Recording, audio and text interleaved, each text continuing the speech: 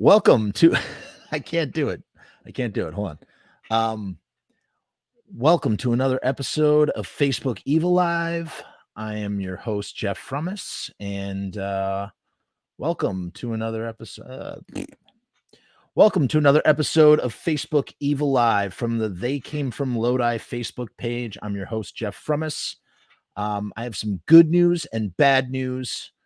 I guess I'll start with the bad news first, but it's good bad news. So the bad news is, I've been telling anybody who's willing to listen to me that I have this jumbo episode planned for this show, which is usually just me talking, but I really, I'm an editor. And so I've talked in the past about how I'm a filmmaker and I'm an editor and whatnot. And so usually what allows me to do this show every week is just, I just click a button and I go live and I can just talk. I just spew nonsense out of my mouth. And that's good. That's good for consistency and whatnot. But there's so much more that can be done. And I've been flirting with that for a few weeks now. When I first started doing this, the whole point of doing this in the first place was to bring a video element to the page to sort of like slowly introduce people to what this page is all about in the first place, which is a documentary about the Misfits. I talk about it in the very first episode. It's an unauthorized, sorry, I have like a whole spiel in my head about what I say. It is a positive, unauthorized fan appreciation piece about the original Misfits from 1977 to 1983. Although it includes interviews, I have a lot of people interviewed in this thing. Tons of people are in this thing. People that were around when the original band was around, members of the Misfits that were in the band in various different eras. One of which is now Joey is now deceased, which is what this thing that I'm putting together is all about. A lot of punk rock people, a lot of hardcore people. If you're into punk rock or hardcore music, thank you, Corey. Thank you for doing that, for sharing the this into the Misfits Samhain Danzig page. That's great. If anybody wants to share this page right now, it'd be greatly appreciated. And as always, especially after the way I was busting my ass this week, if anybody wants to go to my website and click on the ads and bring me a couple AdSense pennies, there's my website right there. So just click on that sucker, or, subscribe to the YouTube channel. How about that? That would be a big help. Actually, I need more subscribers. So if you want to do a great service, really help a brother out, just go to my YouTube page. I'm going to give you a link so you could smash that subscribe button when you click on the link. Give me 1 second while I find that. Hey James, how you doing? Hope you're having a good Saturday night. By the way, I got a really good comment section. So if you guys comment, I can see that shit in real time. So say whatever, I can see it. We can talk. It's not that bullshit that I was using the last few weeks. I am here. I am here, James. I am here right now. Are you there? Because I'm here. So the people that I have in this documentary, I have a bunch of people. I spent years interviewing people. I have members of these bands, Doyle's band, Cancer Slug, Blitz Kid, Calabrese, Nimvind.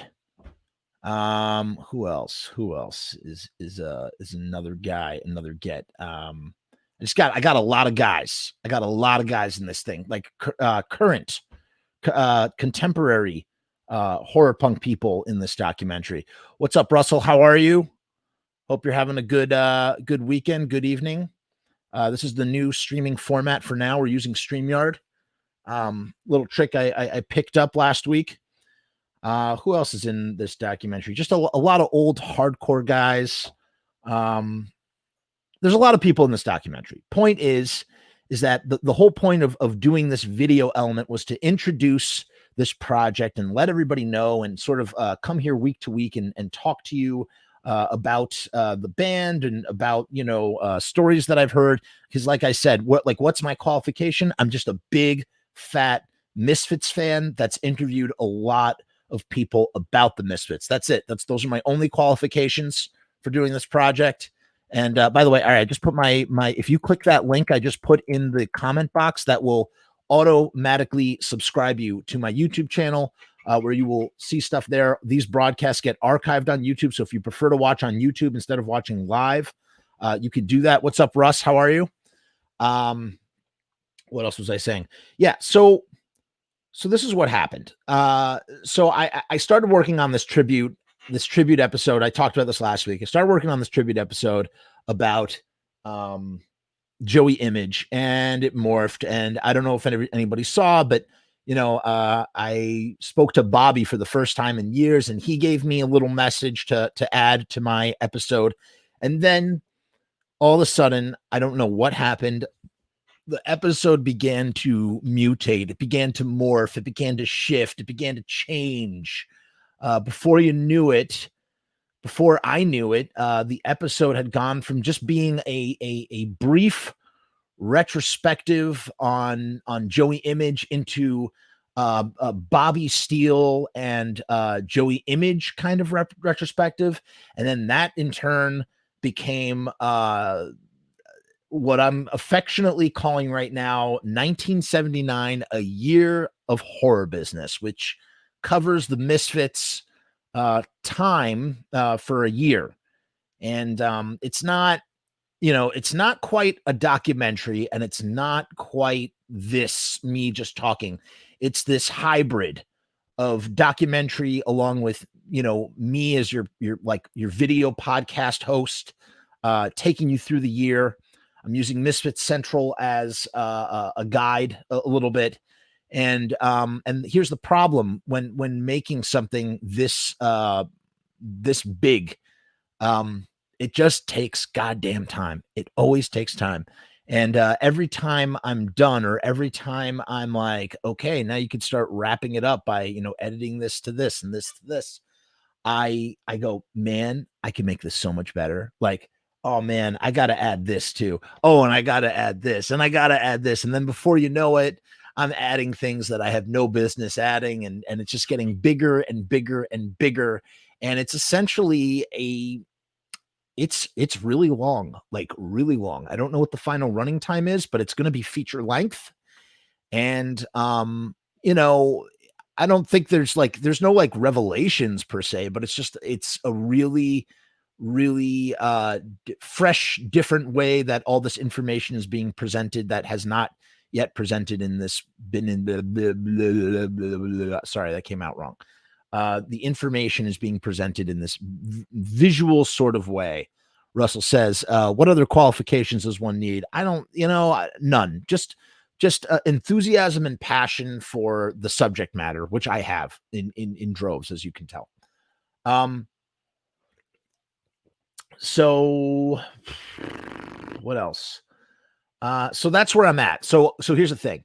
I don't want to wait till next Saturday to drop this episode. I know it's going to be ready before next Saturday. What I'm thinking of doing is maybe just really, here's what I'm thinking of doing. I'm thinking one part of me is going, just drop the episode this week with an introduction. So I'll do an introduction to the episode, and then we'll launch into what we're watching. Another part of me is like, no, you're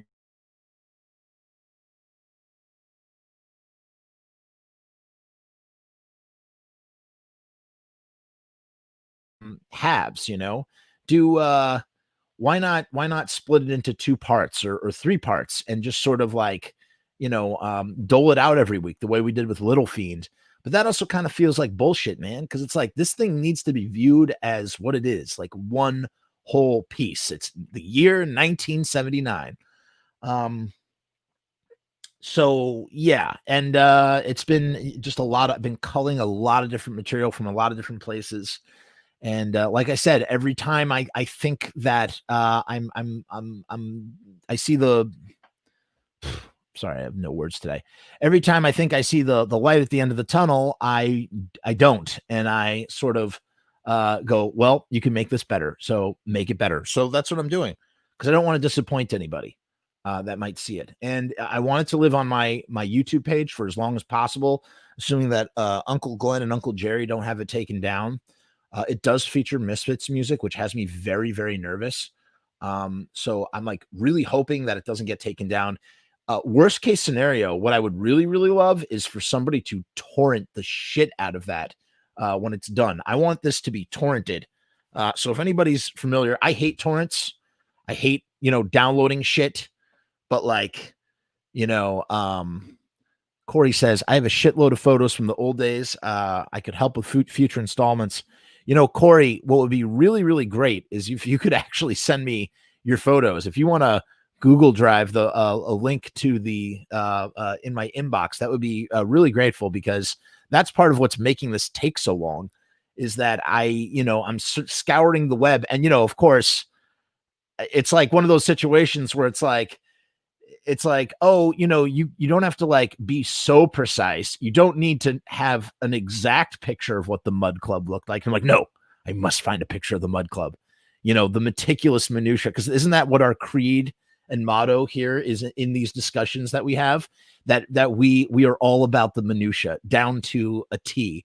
And so that's what I've tried to reproduce. And, I have some liner notes, I guess some like verbal liner notes that I will give like before I premiere this thing. But right now I'll keep that. I'll save that. I'll save that, because there's a couple of things that people need to understand in the context. Tom S. Mustache says to keep it together. Russell also thinks that it should not be split up. All right, guys, if you think so, then fine. It's just gonna be one thing. So what we'll do probably is I'm gonna create a Facebook invite. So maybe we'll wait till like the middle of the week or something. I'm going to create a Facebook invite, and I am going to put that out there and try and get as many people together as I can, a virtual four-walling, if you will. And I don't know. We'll do it. We'll do a screening online. It's going to be fun. We'll do it here. I wonder if you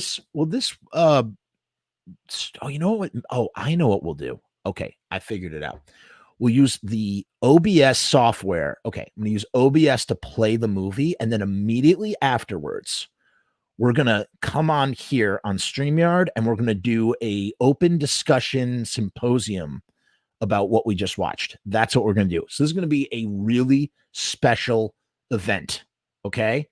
When I create this Facebook invite, just like invite everybody that to this thing. Like, this is going to be super important. We want as many people to see this as possible.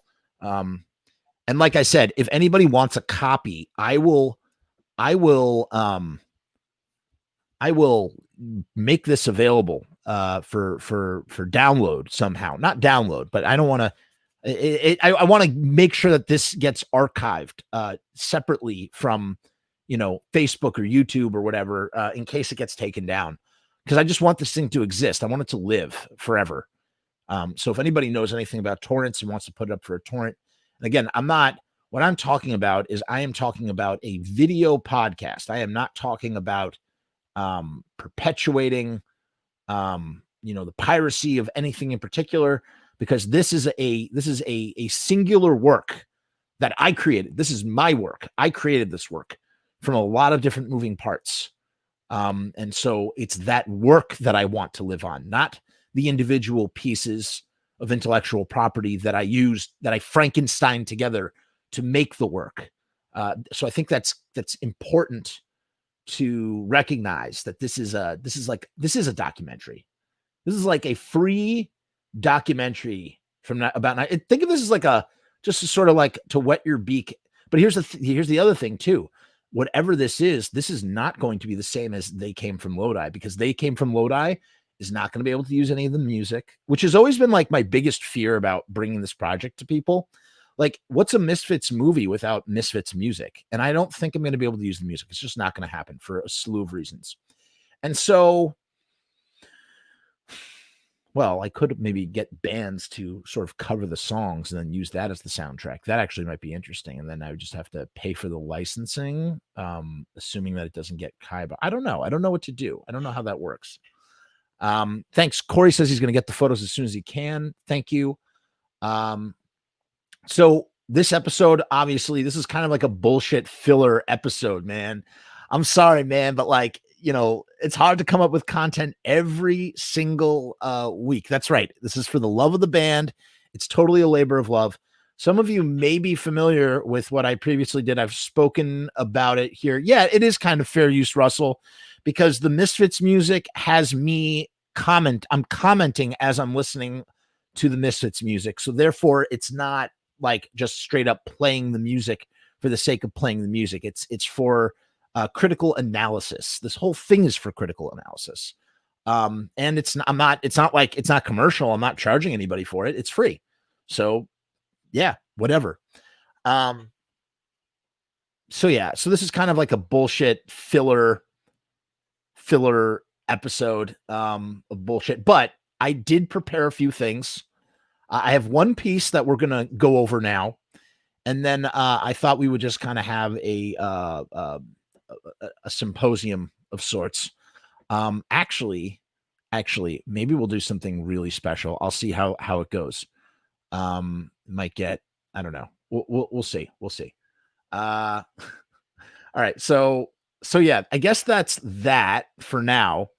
And this coming week, once this thing is complete, all right, I might as well just tell you, since you guys are wondering, I said feature length. So you want to know how feature length this thing is? I think it's going to be 90 minutes. It might be 90 minutes. Yeah, I think so. Yeah, probably by the end, maybe between 75 and 90 minutes long. So it's going to be big. It's going to be a big thing. Biggest episode yet. And you're going, whoa, wait a minute. Jeff has spoken for 3 hours in an episode. Literally 3 hours of Jeff endlessly talking with his big mouth up on YouTube. Yes, that's true. But this episode is extra. Like, this episode is like comprised of so much more than just talking. And that's why it's so special. And I think it's called the 1979, A Year of Horror Business. I don't know. Still figuring that part out. And I think any Misfits fan is going to really, really fucking dig it. And by the way, one thing is for certain. Once it's going to play here on Facebook, but once the stream is done, I'm deleting it. The stream will be deleted. So you got to be there for the premiere to catch it. And then at some later date, it'll be dumped on YouTube. So that's a key thing to remember as well. It's going to be play. It's going to play once. This is going to be appointment viewing for this thing. Okay. I think I've endlessly talked about that. One thing else that I should mention too is that, in addition, I said that Joey Image is deceased. He's in They Came from Lodi. I do have some other people who have passed away since I've interviewed them. Dave Barbeque from Guar is in my film. Not for very long, but he's in this documentary. Basil Gogo from Famous Monsters of Filmland is in my documentary. He did the cover art for the later Misfits albums, but he's in there for a bunch of reasons. I also have Jonathan Stabb from Government Issue. You may be familiar with him. He is also in the documentary. Government Issue was a hardcore band off the Discord label from DC, did a bunch of shows with the Misfits. And his Glenn Danzig impression is hilarious. When John Stabb, I don't know, do you guys know who John Stabb is? They did the Legless Bull EP. Anyway, Government Issue, Discord, 80s. John Stabb, like, he just has the funniest impression of Glenn Danzig. He does Glenn as a Southerner for some reason. And I'm like, John, well, I went to his place in DC. And I'm like, John, why Glenn's from Jersey. Why are you doing him as, like, a Southerner? He's like, I don't know. That's just the way I do Glenn. And it's just really funny because Glenn Danzig talks like this in John Stabb's mind. I thought that was pretty hilarious. And sadly and tragically, these 4 people are all gone now. They've passed away. But their interviews are intact. And technically, again, I have a few minutes of Jason Trioxin from Mr. Monster. So for anybody who's a Mr. Monster fan, you're going to probably get a couple minutes of Jason trioxin. I had no intention of putting it in there, but seeing as Jason is gone now, I think it would just be a really nice thing to have him in this documentary. I got Damien from Samhain, Steve Zing is in the documentary, Mr. Jim, Franche Coma, Bobby Steele, Joey Image, Rick Riley from The Victims, Steve Berman from The Victims, Rocky, who is Doyle and Jerry's brother, is in the movie. So it's like these people are not. I mean, listen, it's not Glenn, Jerry, and Doyle, but these people are interesting if you're a fan of the Misfits, and you will appreciate what they're saying on some level. Even Mark Kennedy from Misfit Central is interviewed. So yeah, there's actually a list on the page. You can see everybody who's in the thing. All right, so let's move on to our next segment here. Again, this is a filler short episode. I'm sorry to say, but it is. But like I said, I've had a really great streak. I've never missed an episode on a Saturday, and I don't want to start now. So even though I don't have the time to promote these things, wanted to make sure to do that. Russell says, feel free to use any of my Prime Directive tribute stuff. I don't know what that is, Russell, but send it my way. I'll take a look.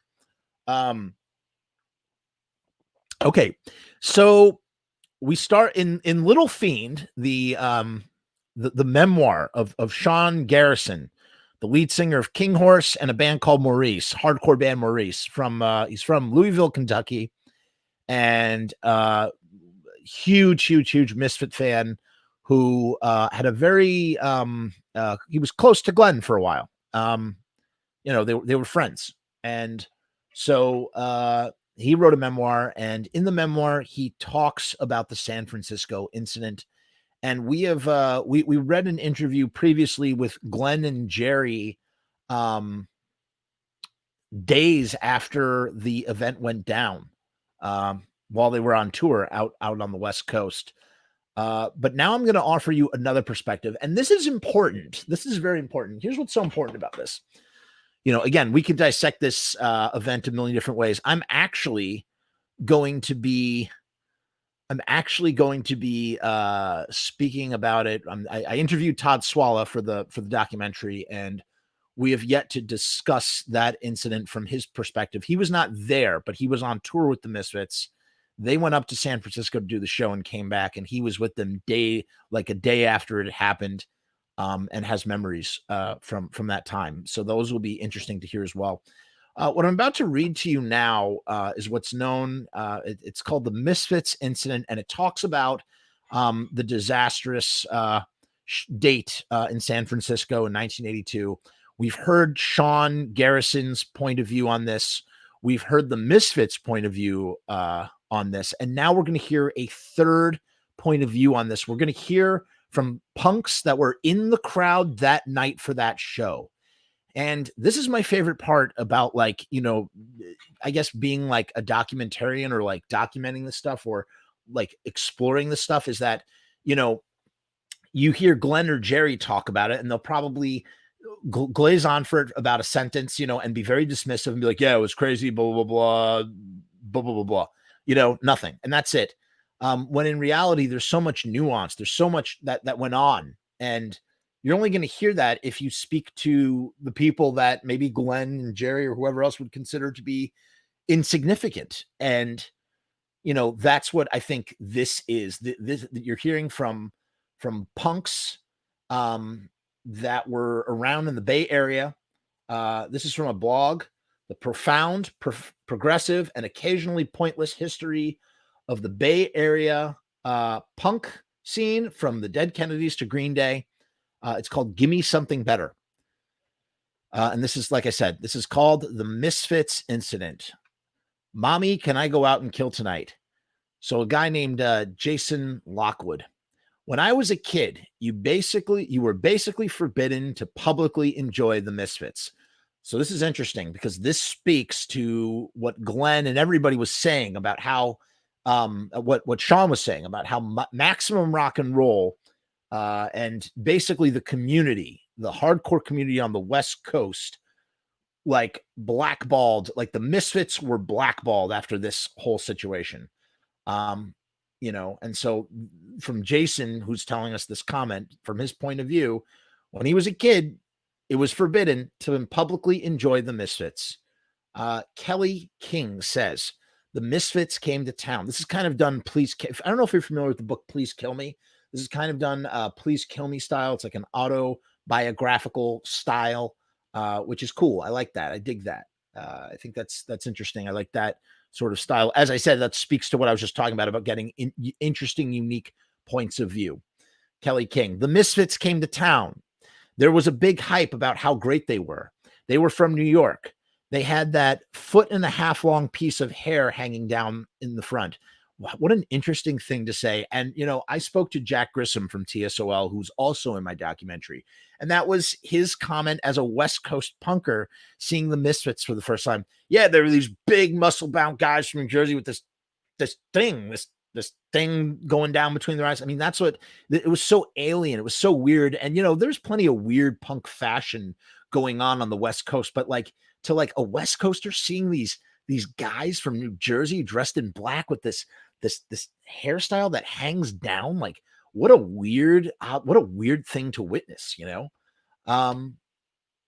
and here they, even though they're from New Jersey, Kelly mistakes them being from New York, because even though they're from Lodi, the Misfits are 1,000,000,000,000% a New York band. It was Tom Flynn says it was 1982. It wasn't the first time they came. It was the first time they came here as the starring band, Kelly King, at the Elite Club, which is now the Fillmore. So the place in San Francisco, which used to be called the Fillmore, before, now it's known as the Fillmore. It used to be called the Elite Club. Tommy Flynn. It was a big audience, maybe 1,000 people. One of those nights where there were 6 or 7 bands on every show. They started playing and immediately started yelling at the audience. I remember Glenn Danzig saying something like, I can see why they call this the land of HOMOS. So here's what's interesting. And this is where, you get to, it's much like politics. And I promise I'm not going to go into politics here, but just as an analogy, you have, oh shit, that was bad. In politics, what do you have? You have a 6 and a 9. Some people see it as a 6, and some people see it as a 9, right? This is a 6, this is a 9. Depending on where you're looking, your point of view is going to be different. Now, obviously, there are some things that are just cold, hard facts, but there are many things where people, due to their mindset, interpret things in a different way. And so what's interesting here is that this is Tom's point of view. Tom is saying that they immediately started yelling at the audience. I remember Glenn Danzig saying something like, I can see why they call this the land of you-know-whats. And then, when you flip that around, it's Glenn saying that the band, that the audience is throwing beer cans at them, and their response is that comment. So it's like, who's right? What's really going on? Like, what's the truth here? And I don't think we'll ever really know. I don't think we'll ever really know unless there was video. Greg Oropeza says, the city of buttfuckers. These people are quoting what Glenn says. So the last line that Tom says, I remember Glenn saying something like, I can see why they call this the land of HOMOs. Greg says, the city of buttfuckers. Kelly King says, SF, you're a bunch of F words, FAGGOTS.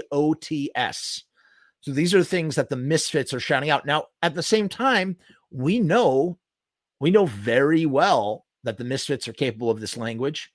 We know it from that interview that I read previously, but we also know it from a show that happened in 1981 or 82, where the Undead opened for the Misfits at the Ritz. And there were alternate lyrics to Teenagers with Mars about Bobby Steele. And so, which, by the way, you're going to hear a very interesting little factual nugget. You're going to hear things from Bobby Steele from his point of view from 1989.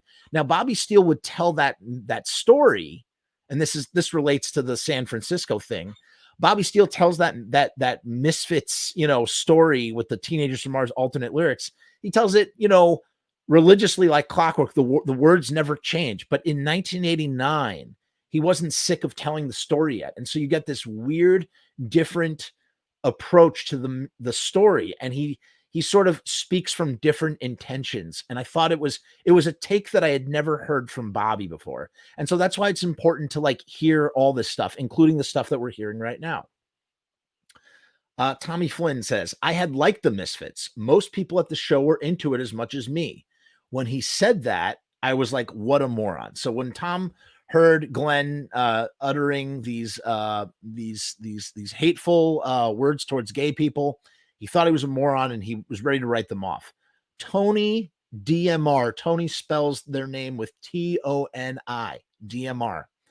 They were being really hostile, hawking loogies, kicking at people. They kicked Rachel in the head with their steel-toed boots. I unfortunately have to say that I've actually heard this elsewhere. Somebody very close to the band has all but confirmed. Didn't know the girl's name, but confirmed as much.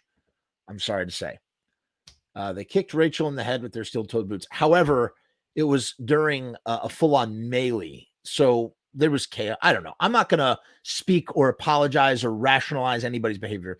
I'm just reporting on the facts. That's it. We're just talking about what happened. I'm not saying it's good. I'm not saying it's bad. We're examining from an unbiased plateau. Does anybody into Marvel comics or anything? We're the Watchers. That's who we are. We're the Watchers. You know, when the Fantastic Four are dealing with Galactus and they get interference from the Watchers, this big guy with this big head, cosmic dude, and he's like, we'll never interfere, but we're interfering now because Galactus is a dick. We're kind of like, that's who we are week to week here. We're just the Watchers. We watch and we never interfere. We never give in our 2 cents. So they kicked Rachel in the head with their steel-toed boots. Ouch. Kelly King. They just got rained on with beer cans. Somebody hit Danzig in the eye with a can of full beer. So that's the flip side of this. The Misfits react the way that they react because beer cans are being thrown at them. Big, full beer cans. I don't know if you've ever been pegged with a beer can, but a beer can can become a lethal weapon when full. And yeah, you know, it sounds like a bad situation, man. You got the ball breakers like the Misfits with big mouths and bigger muscles to match those mouths, and you got a reactionary crowd in the gayest town in the world, you know, San Fran. You know, it's a sanctuary for LGBT, and Misfits are uttering these things. What do they mean? Now, Shawn has said, you know, that it was all an act. He explained that in his memoir, that he thinks that it was all an act, that Glenn explained to him that it was all an act, which makes sense because the logic, you know, Shawn used this logic. He said, you know, why would, you know, the Misfits were on the New York scene for a long time. There was a lot going on in the New York scene. They were surrounded by all types of people, including many, many gay people. And it wouldn't be, you know, out of the ordinary for them to be like around that sort of element. So why would they act the way that they act in that situation? I don't know. Then what happened? Tom Flynn says they had only played 3 to 4 songs. So they had only gotten through 3 to 4 songs, which corroborates the interview that we read, with there only being 3 to 4 songs.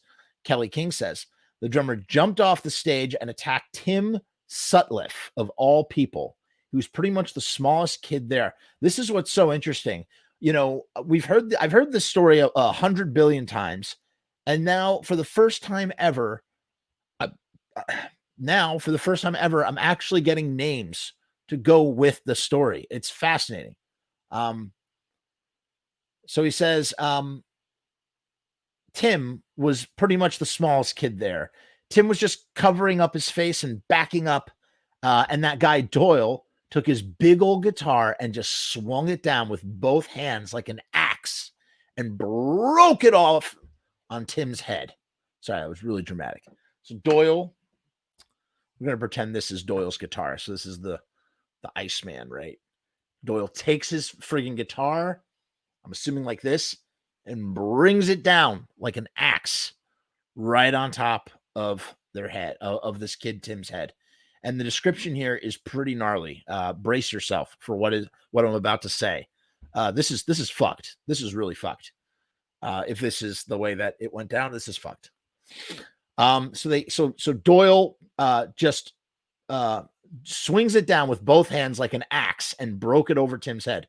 Jello Biafra says, so I guess Jello Biafra was there, which I had also heard that Jello Biafra was out for blood that night after he saw what had happened with the Misfits. Jello Biafra, they left him in a pool of blood. The worst thing I had ever seen at a show in my life by far. So that's crazy. So Jello Biafra of the Dead Kennedys, another forerunner of ushering in hardcore, is saying that this is the worst thing that he had ever seen at a show. And he'd probably seen a lot of things. They have a song called Noxie Punks Fuck Off. You know, they've seen some action, right? I mean, it's just insane. It's insane. Kelly King says, sorry. Tony DMR says, all right, ready for this description? This is fucked. Ready? I saw Tim's head split open. His skin split and flapped down to his ears. He saw Tim's head, or they saw Tim's head split open. The skin split and flapped down to his ears. That's got to be an exaggeration, right? Imagine your skin flaps down like that. That is bananas. Flaps down to his ears. Split his entire fucking head open. You could hear the collective gasp of everybody. Oh my fucking God. And then all hell broke loose. Whew. Could you imagine what that must have been like? There's no way Doyle, and I've heard it explained in other terms, softer terms. There's no way that's not what happened. Doyle fucking brought it down on that dude's head. He did, man. He fucking El Kabonged him. Jesus Christ. Kelly King says, I totally freaked out and attacked Doyle. I jumped on stage and landed on top of him, but he was a muscular guy and just pushed me off. Then Wes Robinson and all his security guys grabbed me and the band disappeared backstage. I was just completely hysterical. I had done coke and was drinking heavily, smoking pot, so I was totally out of control. They were holding me against the wall, saying, okay, just settle down, settle down. And finally, I was like, okay, I'm cool. I'm cool. They let me go. So I ran back on stage and started kicking the drum kit. They grabbed me again, and Wes was complaining that he was going to have to pay for the broken drums. So this is like crazy because what we're hearing right now is we're hearing people's, like, we're hearing the names of these people who did these things. This is like, this account is so detailed to me. This has got to be what really happened, right? Like, this has to be the truth. It's crazy. What happens next? Whew. There was a big pool of blood. I smeared my hand in it and wiped it on my leather jacket. I don't know why. Probably in some sort of like solidarity thing, like blood was spilled and I stand with this blood in solidarity. I was just completely out of my head. I ran to the back of the club and Tim was there. They were holding towels on his head. This big security guy put his hand out to stop me, and I grabbed his fingers and bent them over backwards. They finally had enough and shoved me outside onto the sidewalk, and it was raining. I just sat down against the wall and started crying. Somebody handed me a Lauenbrau Light. I chugged it and got into the back of Sam McBride's car. I held onto that empty bottle all the way back to Berkeley. I had never been so freaked out in my life. Tom Flynn. They came out backstage, just the singer and the bass player and the drummer. So Jerry, Glenn, and Googie, Arthur Googie, came back out and they started to try and play again, but without Doyle. And people just started throwing bottles. Danzig looked over and said, well, fuck you guys, and left. Tony DMR says, I think they ended up locking themselves in a room somewhere. Rachel DMR, What is DMR? That's interesting. DMR is some sort of abbreviation for something. Must be some sort of like social club or something. I don't know. Is it like DMS in New York, which is like a Doc Martin Skins?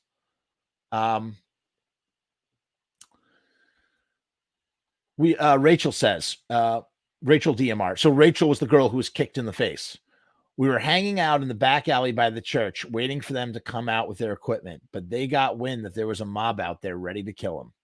Kelly King. I think Tim's mom sued Wes, but she never tried to press charges. The Misfits got away with it. Wes never had to pay for anything, and Tim almost got killed. George Oropeza says, this led to a ban of the Misfits, an informal agreement between bookers.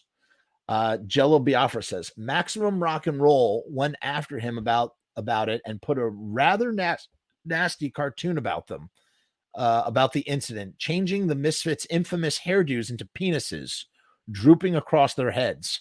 Mr. Danzig is not known for a sense of humor. So yes, I have this cartoon in my possession. I'll post it in the group as well as the page when I'm done. And yeah, so this is a cartoon from Maximum Rock and Roll, and yeah, they drew they made the Misfits these muscle bound guys and drew cocks where their devil locks should have been.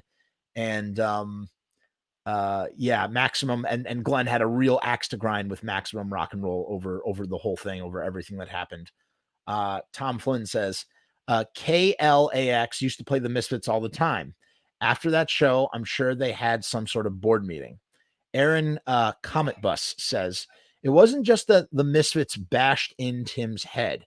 They had also okay, so this is crazy. This is the thing that I had never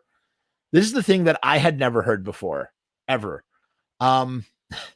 So in addition, so this is crazy. I guess KALX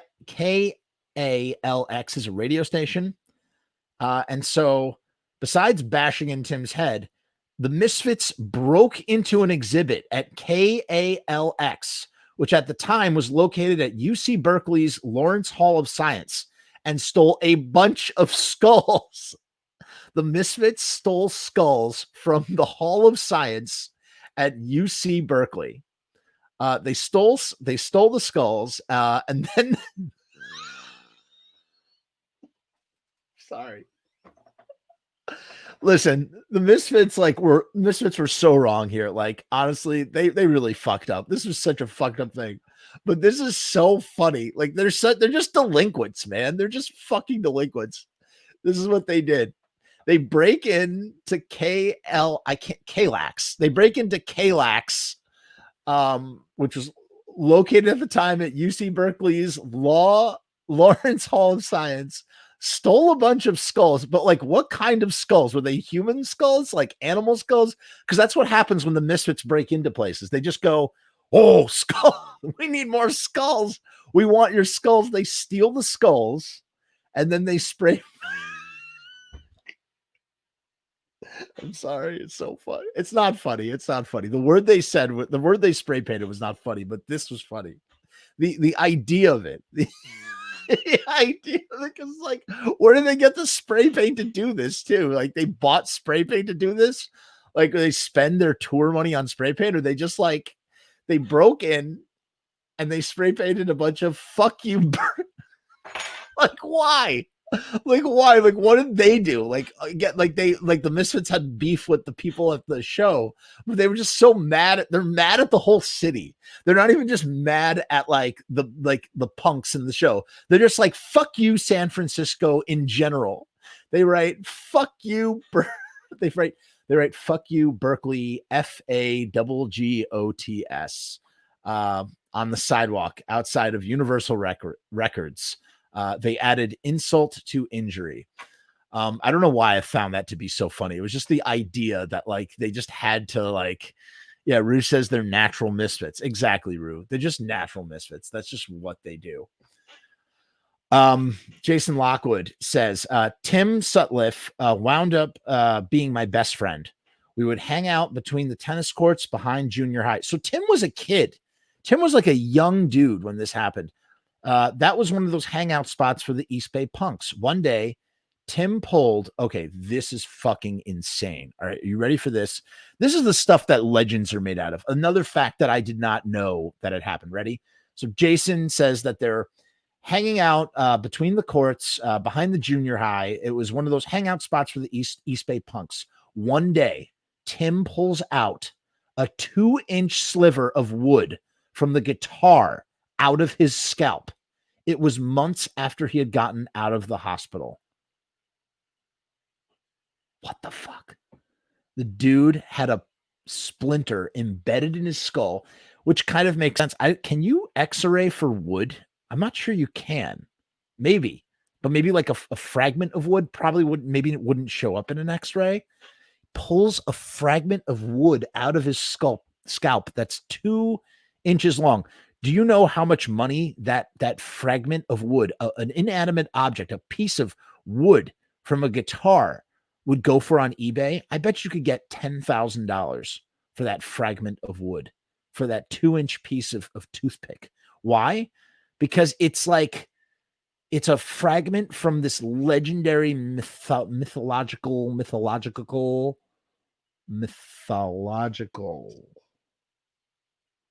from this legendary incident of mythology. I can't say, all right, you know what? Fuck all. You know what? I can't say the word. That's the truth. What do you say? Mythological? Mythological. That's the word, right? Mythological. It is an artifact of mythological proportions. Russ says, all believable and not surprising, except that that's bullshit. Do you just mean like the fact that they did that stuff was bullshit? Because it was. I think so. I think it's totally bullshit, man. It's like fucked. That's fucked. It's totally fucked. How are you gonna do that? You know, like bash a kid's head in and then steal skulls and then write, spray paint on stuff. Greg Oropeza says, we had a show at the Club Culture in Santa Cruz with Samhain. I was one of the promoters, but I had no idea it was Danzig's band. When he walked in, I had a fit. I was yelling, no fucking way. They are not playing, pleading my case to my partners. Danzig came up to me and asked if he could take me down by the river. So this is interesting. So years later, Danzig is now in Samhain. They're playing at Club Culture in Santa Cruz. Russ says, no, just a splinter in his head. Oh, man, Russ, maybe, you feel like you would know if there was a splinter in your head. I want to believe it's true. I want to believe that's true, man, because it's just so fucking like crazy. It's so outrageous, and it just plays into the rest of the mythology. So I'm just going to choose to believe it's true, even if it's not. So Greg says, Samhain is doing a show at Club Culture in Santa Cruz. Greg was one of the promoters. He had no idea that it was Danzig's band. When Danzig walked in, he had a fit and he was yelling, no way, they're not playing, pleading his case to his partners. Danzig comes up to me and asked if he could take me down by the river for a few minutes. I thought maybe he wanted to do a brawl, but he just wanted to have a beer and explain his side of the story. We sat on the banks of San Lorenzo River, and he explained that night at the Elite Club was the worst night of his life. He said he was horrified by his bandmates' actions and would never play with him again. He said it was all an act that went too far and regretted it deeply. That's pretty interesting, man. And that fits with what Shawn Garrison says. Shawn Garrison said, that it was an act and I'm not going to say it again. I said it earlier in this very episode. There were great reasons. He had great reasons as to why, or he presented logical reasons as to why it was an act. And it makes sense to me. And just the way that Greg, like what skin in the game does Greg have to even explain this part of the story unless he believed what Danzig was saying, and he doesn't say that he didn't believe what he was saying. But yeah, he explained that the night at the Elite Club was the worst night of his life. He was horrified by his bandmates' actions and he would never play with them again. And he said it was all an act. The homophobic stuff was all an act and that it went too far and he regretted it deeply. Kelly King says, I was bummed out for years that nobody did anything.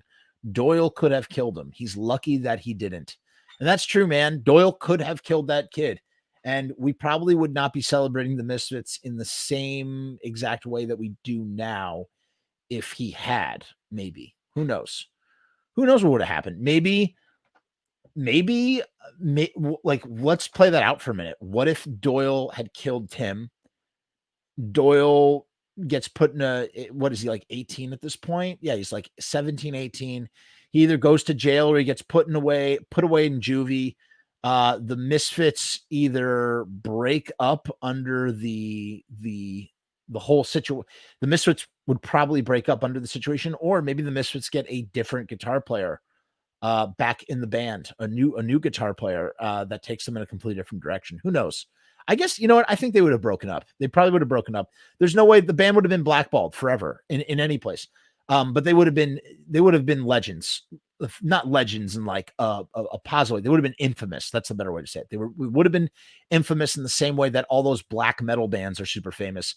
I'm not a fan of black metal music. I don't think it's not appealing to me in any way, shape, or form. But you know, that movie Lords of Chaos is a great movie if you haven't seen it. And it's about the black metal scene, the Norwegian black metal scene. And you know, there's a lot of murder and mayhem from a band called Mayhem. If you haven't seen the movie is phenomenal. Actually, let me put the link in the link for where you can watch it. I believe it's on Hulu right now. Let's see here. Just watch. This is a great search engine in general. If you're ever looking to look up where a movie is streaming legally, not illegally, legally, Lords of Chaos. You know, if you're just like, oh, I wonder if that's playing on Netflix or Hulu or somewhere. Yeah, this is streaming on Hulu, Canopy, and Hoopla. So I'm putting that in the comment box if you haven't seen this. These guys from this band Mayhem, I never saw any musical merit to a band like Mayhem for any of that. It just doesn't, it sounds like noise to me. I don't like it. I don't like any of that music. I don't begrudge people that do. I'm not yucking on any of your yums if that's your bag. I just personally, it's just not my thing.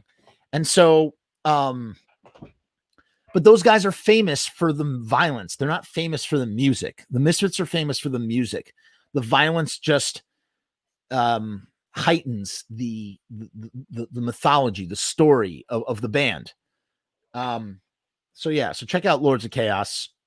And Russ says total noise. Yeah, man. And again, some people like that, you know, in the same way that someone would listen to the Misfits and be like, oh my God, the Misfits are so like blah, blah, blah, blah, blah. Loads of posers. This is my review of if once you blog, sorry. Once you watch Lord of Chaos, you should go check out my article, Loads of Posers. You can find it. Jesus, where? Oh, there it is.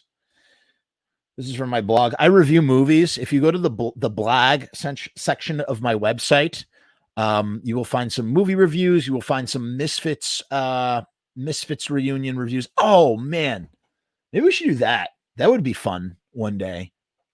Maybe we'll read from that. That would be good. Actually, I'm going to do that.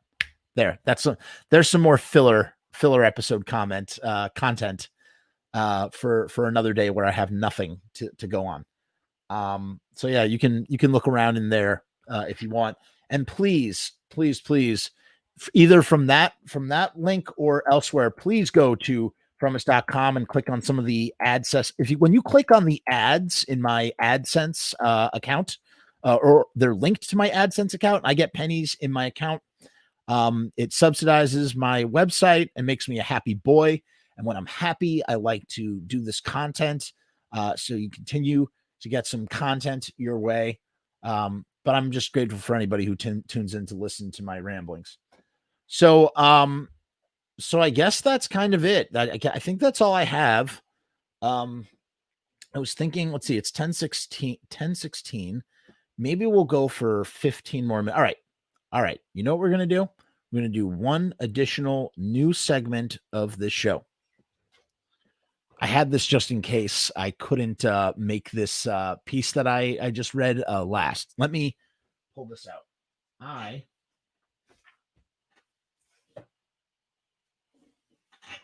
I'm going to highlight. We're going to have another. We're going to talk about records for a second. Hold on. Hail Satan. Listen to Pauly Creepo. Hey, Pauly. Pauly Ray Plaster. What's going on, man? Thanks for tuning in. What's Pauly Creepo? Is that your band? Like Russ says, fucked up, but still a good yarn. Yeah. I mean, yeah, it's a great yarn, but like, what is the merit to the music? For me, there's none. There's none personally. All right. Okay. So, I tried previously to do a thing where we, listen to some music because we listened to Tony's band, Secret Subway, and everybody really enjoyed that. And I thought, oh, well, let's do it again. But, people had ID tagged their music, and my stream was partially muted, which really annoyed me. So I don't want to do that again. So instead, we're going to just do a very simple. This is very simple, very quick, and then we'll be out. I am going to make 3 record recommendations to you guys. So the first one is this one. I've gone over these records in episode 2. So some of you may have already heard about this stuff. The first record I want to recommend is Mr. Underhill with Nimvind. In general, I would just recommend Nimvind if you're a fan of Misfits. If you're a fan of horror punk, I'm not like a straight up horror punk kind of guy, but like, I like some of it. And this is a band called this is Nimvind. I've worked with Nim. Nimvind has a song in my film, Romeo's Distress, and we've done several music videos together. I think we've done 2 music videos together, 3 music videos together, or 2. Let me see if I can find Fear O Fear. This is one of the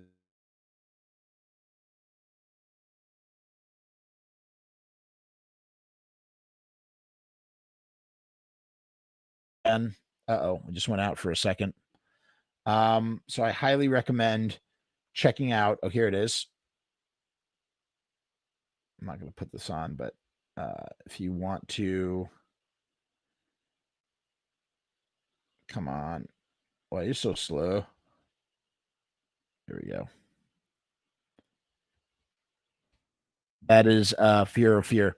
So yeah, so check this out.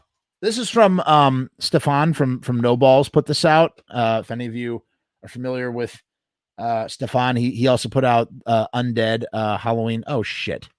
My internet connection is fucked. Hope not. That'd be frustrating. So yeah, so check this out. Check this ish out right here. It's got some great songs on it too. Also, I really like this vinyl. It's green. It's like a lime green. Very nice. And it comes in like this X-ray sleeve, which is really cool. I mean, you're probably not going to find this vinyl anywhere. I think it's actually really hard to get now. Oh, you know what I can do, actually? Let me see what happens when yeah, there we go. Let's do that. There, you can click on my website from there. That's good. So the next record I want to recommend, you can listen to any of these on Spotify, by the way.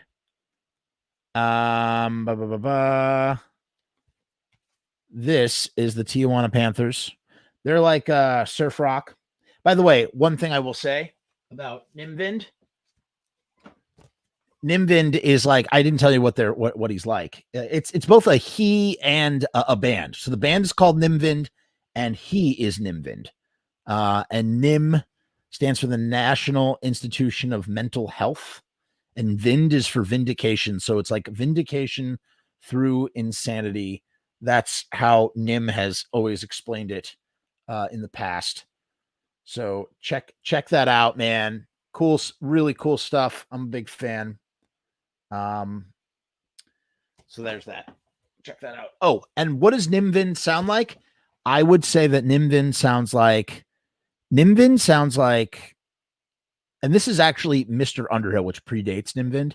Nimvind sounds like David Bowie doing Christian death songs. So if you like Christian death, like the Roz Williams Christian death, it's like if David Bowie was doing those types of songs. That's how I would describe Nimvind, with a really big, he has really big production on his records.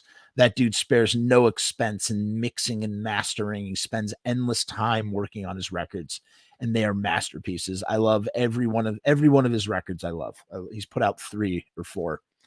So next up is, this is Max Baker by the Tijuana Panthers. And the Tijuana Panthers are from Long Beach, California, and they're like with like this West Coast music scene that's happening right now, called, it's like the Burger Record scene, sort of like a mixture of surf rock and garage rock, and just lots of really cool bands. And this is their first record. I bought this from the band when they came to New York. They were opening for the Garden. And not at the Garden, a band called the Garden. And it's on this very pretty red vinyl. And it's a beautiful record. It's just a gorgeous record, man. The breakout song is called Creature, which I'm actually going to put in the comments as well, because I was really bored when the quarantine first started, and I did a music video for Creature. It's like a lip sync video that I did right here in the basement, just at 2:00 in the morning. I just was bored out of my mind, and I was like, I'm going to test out my new camera that I purchased, and always looking for an opportunity to test it out. And so here is Creature by Tijuana Panthers, if you want to check it out. That's like a live version from a radio station. So yeah, but you can find them in places. The last record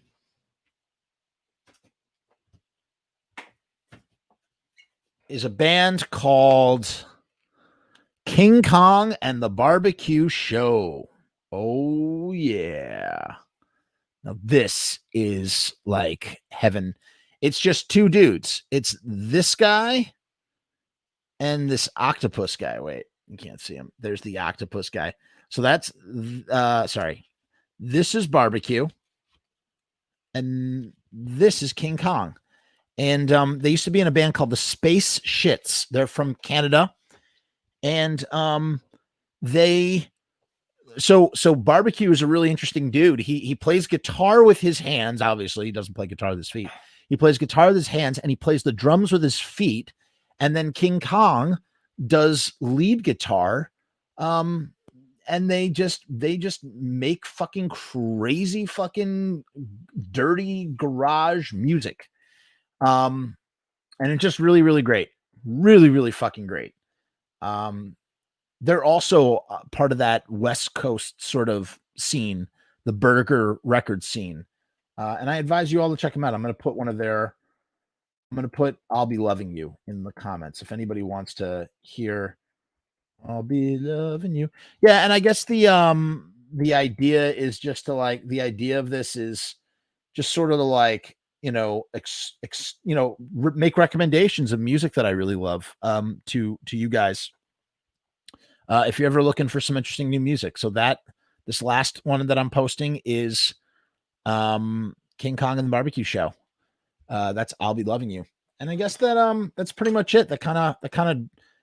That's it, man. I'm kind of tapped out for today. And the last thing I'm going to show you, I'm going to do this last thing. Maybe I'll just tease this for a while, and then maybe I'll finally reveal what the mystery is. You're asking yourself, what is that? Hold on, let me get this comment down. This will be a good thumbnail. Wait, thumbnail. Wait, I know. No, like this. Sorry, it's hard. Yeah, right. Left is right.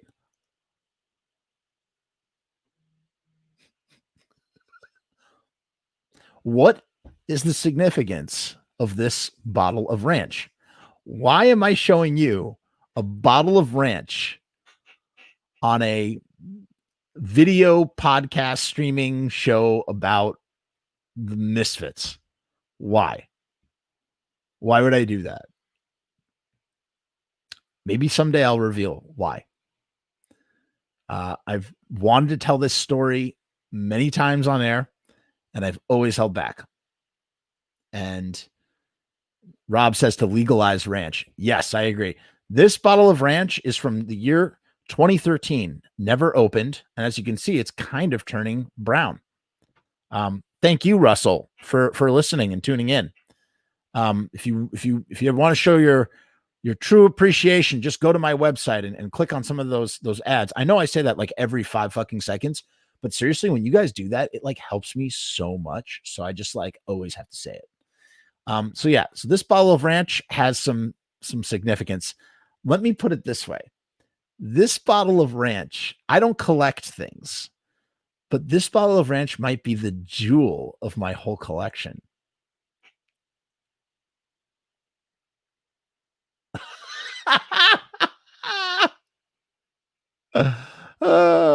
Russell says, didn't you reveal the story at the end of one of the earlier episodes? Did I? No, I didn't tell this story on air. No, maybe I might have shown. No. You want to know what? Thank you, Russell. I appreciate that. You know what? I didn't know what happened was one time I went handheld with my thing down here in the basement. I was just sort of like, going around in the thing. I was just showing off my various. See, I don't collect like records and stuff or like collectibles, but I do collect movies. Maybe we'll do that one day. We'll have a movie special. I'll recommend some horror films out there. I don't know. Again, I'm trying to broaden the horizons. Obviously, this is about the Misfits, but there's only so much we can talk about. That's not true. There's plenty. But yes, one day, perhaps I will reveal the secret of the ranch dressing. Yes, that's right. I showed the ranch dressing, but I didn't reveal what the ranch dressing was about. And I'm not going to right now.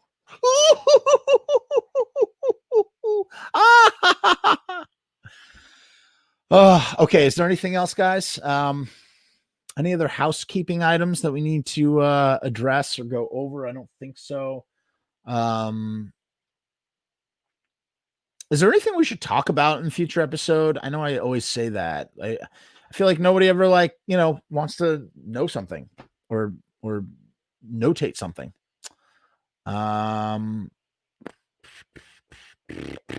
It's always right now at the end of an episode when like this place gets flooded with comments and then we keep talking, but I don't think that's going to happen tonight.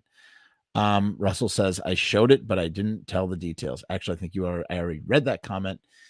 I'm just sort of treading water right now. No, I really have other work to do. I have to get back to editing this super episode is what I need to do. That's what I really need to fucking do. I got to try and figure out how to what can I do I want to make this a fucking event. This is going to be an event to remember. Yeah, got to do something. All right. Okay. I guess I'm out. I'm going to walk away now.